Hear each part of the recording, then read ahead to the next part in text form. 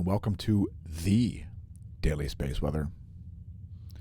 I'm your host, Dan, aka smAsho, and we're looking at Sunspot 2822 in 1700 angstroms, part of the ultraviolet light frequency range, part of the electromagnetic spectrum, and here's Sunspot 2823 forming.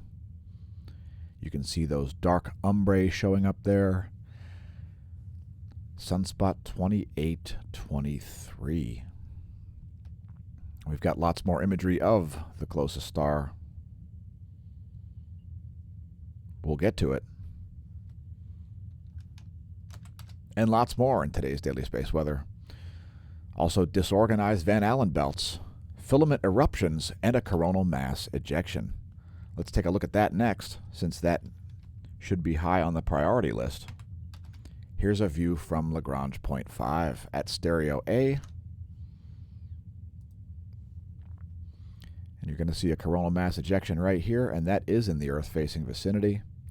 A portion of this we do expect to strike the geospace here on planet Earth. And we're mainly talking about this ejecta right here. For you new viewers, the Earth is out in this direction from the perspective of Lagrangian point 5. So there's where Lagrange point 5 is. Stereo A, Earth would be off to your right. And you can see that coronal mass ejection right there. It is a bit of a slow-moving coronal mass ejection. Some portion of that is anticipated to strike the Earth. We've also got a sun-diving comet. But first we'll look at this, at the telemetry of this. It looks like most of the ejecta will miss to the east. You can see a lot of the ejecta on the left side of your screen here, although there is some on the right side as well. Also a sun-diving comet. You can see that sun-diving comet there. Great view of that. Looks like it's changing its trajectory there at the end of this run as well. And let's take a look at it from a little bit more zoomed in perspective here.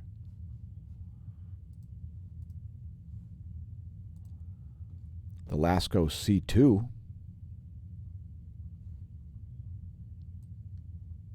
And again, you can see that ejecta largely coming out of the eastern limb there, although some ejecta also emerging from the other side. So some component of that likely to get in the Earth-facing area to actually strike the Earth's geospace.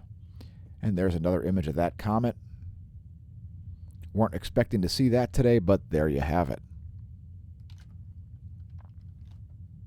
How about some more full disk imagery? Here's 193 angstroms. And you can see the source of that filamentary behavior is around this area here.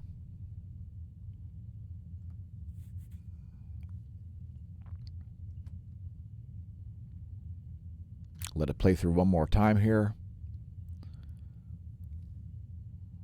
A bunch of activity in the Earth-facing vicinity. Here's just the southern hemisphere.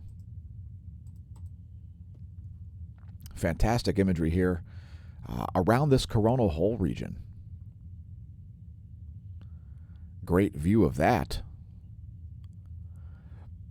from the Solar Dynamics Observatory as the sun sort of springs back into life here as we saw it return to solar minimum conditions. Here's a close-up of Sunspot 2822 in that same wavelength, 193 angstroms. There is a coronal hole wind stream also on the way, and we expect the coronal mass ejection to arrive around the same time as the coronal hole wind stream. The coronal hole wind stream could indeed erase the signal from the coronal mass ejection. We'll be keeping an eye on it. And when I say ion, the pun is intentional. Here's 171 angstroms from that same location, Sunspot 2822.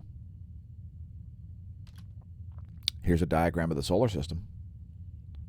Looks like new moon tonight.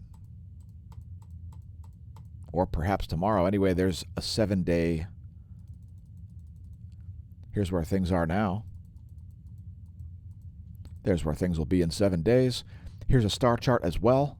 And if you're up before dawn, you may see Saturn and Jupiter rising ahead of the sun. If you've got a clear sky and a view of the ecliptic, as we probably don't here, it's most likely cloudy in Lehigh Valley, Pennsylvania. I face my star chart to the south. That's in-the-sky.org. Put in your location if you want to make your own. The radio flux, 2800 megahertz variety, otherwise known as the 10.7 centimeter radio flux, or the F107, is at 76. Here's a 1-year chart of that. 76 solar flux units. And if you're wondering what a solar flux unit is, it is equivalent to 10,000 joules. And the red line down here is the sunspot number. That's a 1-year chart from solon.info/solar. Space Weather Enthusiast dashboard is not forecasting any geomagnetic storms or unrest or anything like that. We are expecting a coronal hole wind stream in about 3 days for a small uptick there. And next we're going to do volcanoes and earthquakes. And you can see there's a massive earthquake lull going on right now. You can see this. No 7 magnitude earthquakes since, what is that, the 20th? 20th of March was the last time we saw a 7 magnitude earthquake. So a big earthquake lull happening right now. That's the past 90 days. And when we filter by magnitude, we only see one 5+ magnitude quake here over the past 24 hours. Let's roll up the USGS list. So pretty quiet, seismically speaking, here over the past 24. A small deep quake at Alaska. A small deep quake at the Kuriles Islands.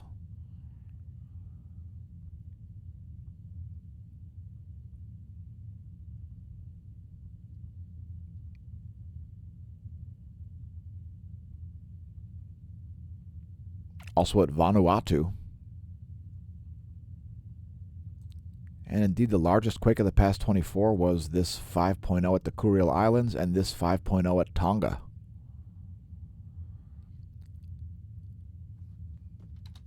Continuing on, Etna showing some continued activity here. We're now doing earthquakes. Mount Etna.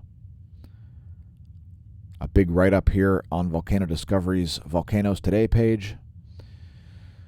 Some additional tremor activity, so some seismicity here under the southeast flank. Some 3.1 magnitude quakes here near Montefontaine. So perhaps a new series of eruptive activity is on the way, an indication that perhaps there is a refilling of the magma chambers. So perhaps some more activity coming at Etna soon. Abiko producing a 7,000-foot plume of volcanic ash. Suwanosejima exploding. In the Ryukyu Islands, 8,000-foot ash plume there. Sinabung exploding as well. 16,000-foot plume of volcanic ash above it. Sabancaya, sporadic emissions. Mild explosions in Guatemala. No indication of the ash plume size there, nor at Fuego. Mild explosions there as well, and sporadic emissions of ash. Sabancaya exploding in Peru, producing a 26,000-foot ash plume, and Nevados de Chilean exploding as well. 14,000-foot volcanic ash plume above it. Please do not attempt to fly your ultralight aircraft over the caldera, and most importantly, please do not pole vault the caldera.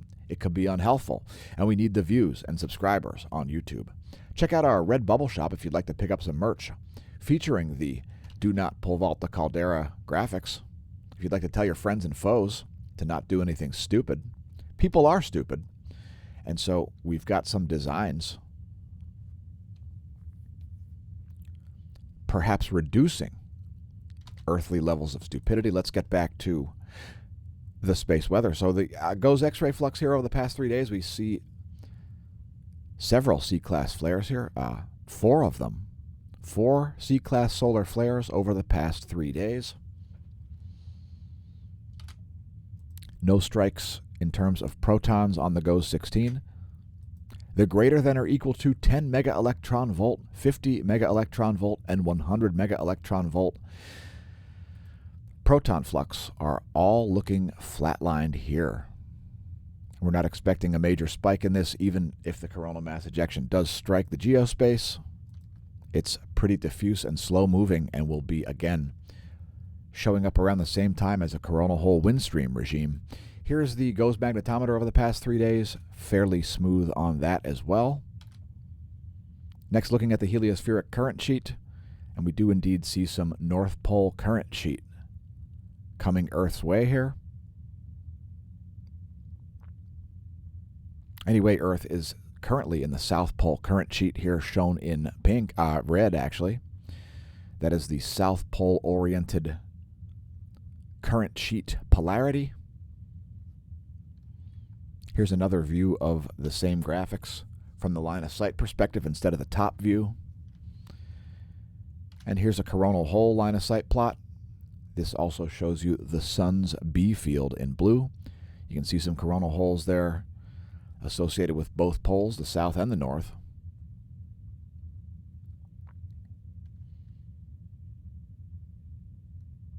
And we've got a new sunspot group here, Sunspot 2823, an alpha class sunspot. Not comparable to 2822 yet, as it's only got one polarity umbra right now, Sunspot 2823. 2822 still significantly likely to produce some significant solar flares. So you can see the probability of C, M, and X class flares up here. The likelihood of M class flares still there, folks. And a coronal hole, a fairly well-defined coronal hole rotating in here south of Sunspot 2823, which will get a name today. A measurement of global geomagnetism is the planetary K-index, which is currently at 2. And let's take a look at the real-time solar wind.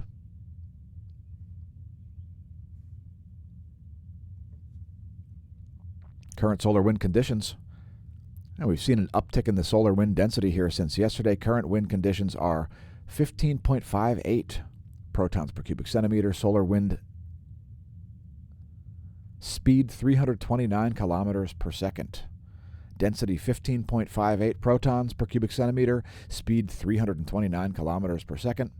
That looks like the beginning of a diffuse coronal hole wind stream. Don't be surprised to see the solar wind speed pop up here. And it looks like we see the solar wind density already dropping a bit. Next, looking at 4 hours of data here, the space weather modeling framework, looking at magnetohydrodynamic pressure in nanopascals. It's 4 hours of data, courtesy University of Michigan.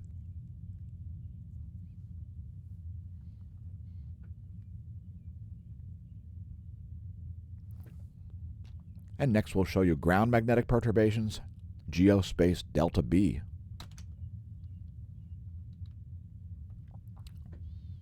And here's what's going on with the Earth's B field and changes therein. And this one's in nanotesla as opposed to nanopascals like the last imagery. And we see some changes in the B field here occurring near places like northeastern Greenland. The main source of magnetic perturbations here on planet Earth. Now, we regularly do stream live to Twitch. Check us out there if you haven't, twitch.tv/smashamash. Download the mobile app. It will inform you when we stream live. And let's go live for a brief cosmology segment here. Cheers to Twitch. This one will be a Twitch exclusive, although it will be also integrated into the daily space weather video if you watch that on YouTube or BitChute. Again, the URL is twitch.tv/smashamash. Thanks to our new subscribers over on YouTube. And if you're viewing there, please don't forget to press like and subscribe. If you're viewing any place besides YouTube, check out our playlists on YouTube. You're probably only seeing about 30% of the content. YouTube.com/smashamash. Also, thanks to our subscribers over on BitChute. More exclusive content coming there soon. And check out our Discord channel. If you haven't, you can find links to that at smashamash.com. And welcome to the DR Renaissance. Check out our smAsho merch. We showed that earlier. Do not pole vault the caldera, etc.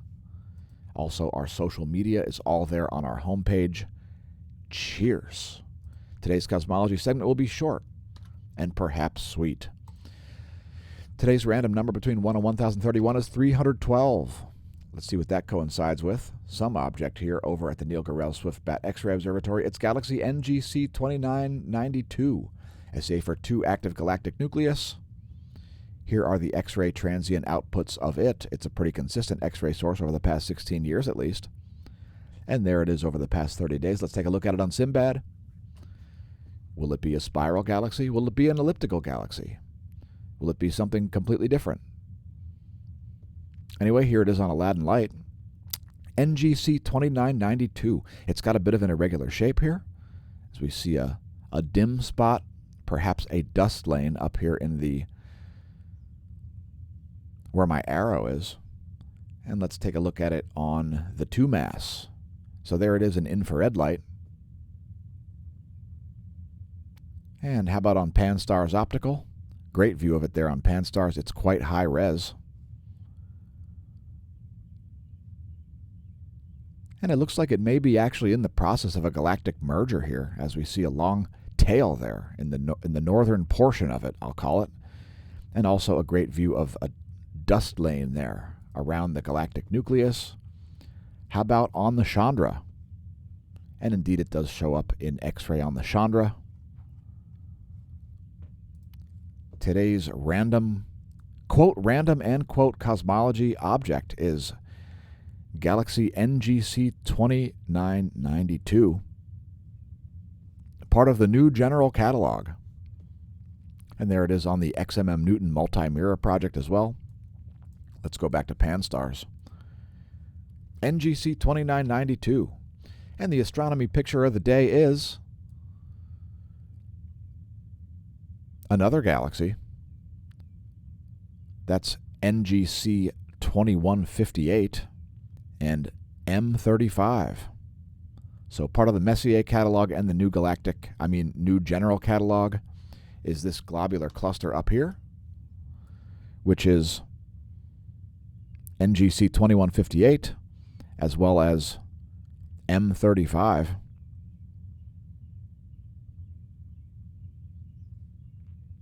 And if you want to look at your astronomy picture of the day, it's apod.nasa.gov. And that's today's cosmology segment. See you later, Twitch. We'll bring you back for the meteorology segment. And getting back to the daily space weather. Here's a diagram of the Van Allen belts, which are very disorderly right now. Here's the electron flux over the past 1 year. And here's the 3-day electron flux graph. We're in moderate levels here, nothing too interesting in terms of the electron density. And we don't see any charging hazards, as high levels of electron flux can charge up satellites and cause communications disruptions, etc. Here's the forecast, and we're expecting a dip, as there is already a coronal hole wind stream apparently arriving. So I would tend to agree with this forecast. A small dip coming in the electron flux, and we're seeing chaotic bands of electrons here. So the total electron content forecast shows you the entire air column from a GPS satellite to your handset, and we're seeing significant GPS errors at nighttime. Once again, you can see how many electrons are over the midnight portion of the planet here. And don't be surprised to see even more chaotic electron flux over the coming days, as we see the electron belts get rather disorderly when coronal hole wind streams strike. Next, the ionosphere map. It's an ionogram of planet Earth.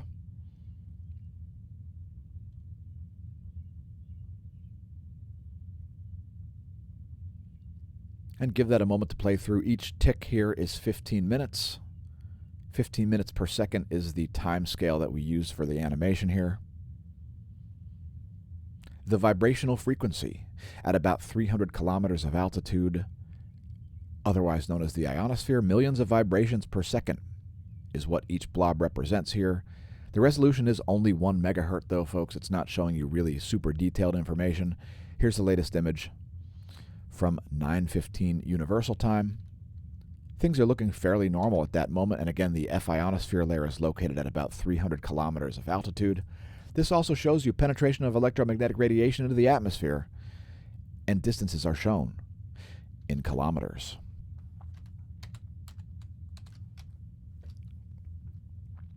Next, we're doing a meteorology segment, and we've welcomed back Twitch. Thanks everybody who tuned into our meteorology segments. There's a playlist for it, youtube.com/smashamash/playlists. You can find it and other playlists there. Starting things out looking at surface winds of the Western world. Next, the jet streams. There are the jet streams of the Western world, and they are quite chaotic. Meridional jet stream flow continues as snow continues to fall over halfway through spring. Here are the jet streams of the eastern world, and I've rotated it just far enough to show New Zealand, Tonga, Fiji, etc. A little more orderly over there, and here are the surface winds of the eastern world. Strong winds continuing in the southern Indian Ocean there. And next, let's check out what's going on with lightning. And we've got a lot of lightning around the Gulf Coast once again. Also some stories about hail. We'll get to it. First, hey Gulfport, there's thunder rolling in. Hey Biloxi, you might be in the crosshairs. I like to use lightningmaps.org when I hear thunder. Let us know if you've used lightningmaps.org to determine where lightning cells are located. Anyway, that's the current situation. The Gulf Coast seeing some additional activity. So here's the GOES Lightning Mapper, the NASA GOES Lightning Mapper. Great view of the last about 6 hours. I'll let it play through one more time. Also, the Texas Stovepipe saw some lightning activity. Next, I'd like to thank our patrons, the true source of funding for the content. Thanks to our new patrons. Thanks to our regulars. Patreon.com/smashamash is the true source of funding for these videos. As the YouTube algorithm has some sort of a beef with us, we've been stagnating. Maybe one of these years we'll actually reach 2,000 subscribers. Thanks again to our patrons, patreon.com/smashamash. If you want the earliest alerts, etc., and all kinds of other media and things that nobody else sees, consider becoming a patron. Next, we're looking at snow depth here on windy.com as we have a continued snow forecast. So let's get to it. So this is the European model right here, and we're looking at the lower 48. And let's just advance this into Wednesday.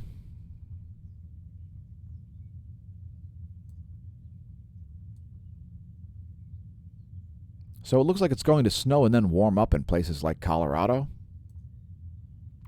But some additional snow continuing to fall in the southern Rockies. Windy.com, they've got a great mobile app, by the way. And check it out, we saw some hail fall over Texas, which may be a new record. Hail over 6 inches. And one of these hailstones went through somebody's roof, by the way. Somebody tried to measure the size of this by using the quarter as a reference, believed to be 6.27 to 6.57 inches. If you're in a hailstorm like that, please have your hard hat ready. Or better yet, be in an underground bunker. Those are some nasty-looking hailstones indeed. And by the way, these extremely powerful storms are caused when cold air gets injected into the south, creating massive pressure gradients. Another snow story here, as we were talking about earlier, wave of snow returning, wintry conditions to the Rockies. Will it be a winter? Will it be a summer without a winter? I mean, will it be a, you know what I mean. You know the thing. Will it be a year without a summer this year?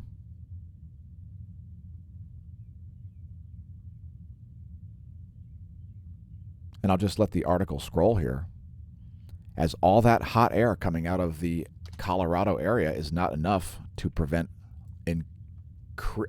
continuing snowfall. And here's the U.S. Doppler radar map. And you can see what looks like some wet snow falling, especially in central Colorado here. Also, a line of heavy storms stretching all the way from East Texas to North Carolina, as the rain moves out of the mid-Atlantic states and into New England. Here's a map of the cloud situation, the 3.9 nanometer animation, part of the NASA GOES interactive weather satellite suite. It's pretty sweet. Here's the water vapor map, and again, there's the cloud layer, and again, there is the U.S. Doppler radar.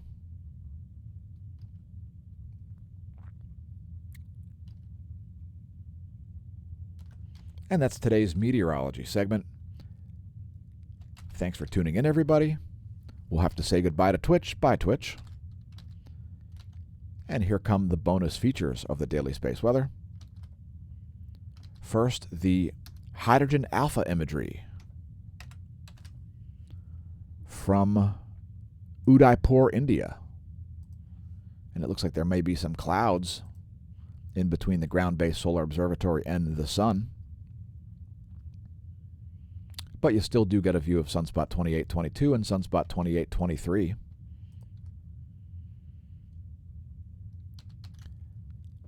Next, how about the colorized magnetogram? So there's Sunspot 2823. It is alpha class. Here's Sunspot 2822. It is beta class. There's the intensitygram. And this may be turning into a beta class sunspot here, folks, as we see there could be an umbra forming right here. If that happens, that would increase the likelihood of solar flares as well. And the continued possibility for additional M-class flares still exists with this one, as this is a beta class sunspot featuring north and south polarity umbrae. Here's a full disk image of the closest star in 171 angstroms. You will see some coronal mass ejection happening here, right there.